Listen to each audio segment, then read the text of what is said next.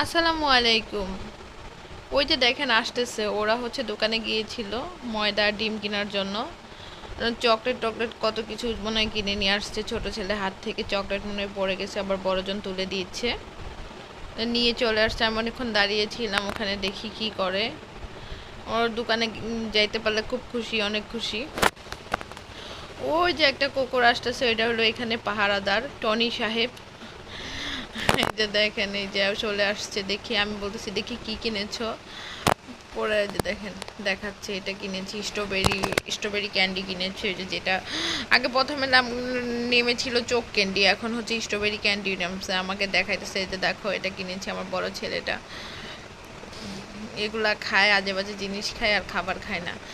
বলতেছি এটা কিনে নিয়ে আসছো, অনেক সুন্দর তো দেখতে, অনেক সুন্দর লাগতেছিল। খাইতেও এটা টক টক লাগে। ওদের এটা কিনে দিলে খুব খুশি। যে ছোটোর জন্য কিনছে আরেকজন। আমি আবার চাইতেছিলাম আমাকে একটু দিবা, ও দিবে না। ও কখনো দিতে চায় না। ওই আমার বড় ছেলে দিয়ে দিয়েছে। ও ছোট থেকে, আমার বড় ছেলে ছোট থেকেই হচ্ছে কোনো জিনিস চাইলে দিয়ে দেয়। হচ্ছে ওকে দিয়েছে যে ধরো খাও, দেখি কি করে। পুরাটাই আবার এগুলো মুখে দিয়ে, আর পুরাটাই যে এটাও পুরাটাই মুখে দিয়ে দিয়েছে। ওর বাবা আবার মুখ থেকে বের করে নিয়েছে, বের করে আবার অর্ধেক করে দিচ্ছে, কারণ গলায় আটকে যাওয়ার সম্ভাবনা আছে, যেহেতু পুরাটাই একবারে মুখে দিয়ে দিয়েছে।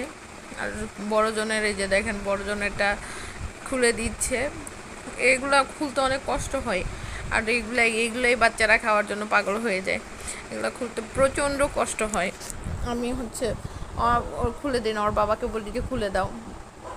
এই যে দেখেন দুইজন তো মহা খুশি। এর জন্য ওর বাবার পিছন নেয় যে যাওয়ার জন্য। ওর বাবাকে আমি আবার বললাম একটু খেয়ে দেখো এটা কেমন, একদম টক টক লাগতেছে। এটা আবার চোখ ক্যান্ডির মতো না, এটা অনেক টক লাগতেছে। পরে বললো না আমি খাবো না, তোমরাই খাও।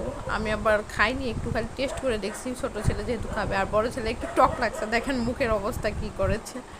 পরে আবার অবশ্য সে চাইছে যে আরও আছে কি না। পরে আমি বললাম যে না তোমার কাছে না ভালো লাগেনি, এখন আমার দূর থেকে দেখাচ্ছে, দেখেন কিভাবে খাইতে হয়।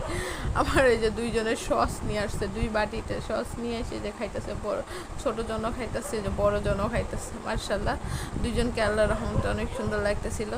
সবাই ভালো থাকবেন, সুস্থ থাকবেন। আমার বাচ্চাদের জন্য দোয়া করুন অবশ্যই। আল্লাহ হাফেজ।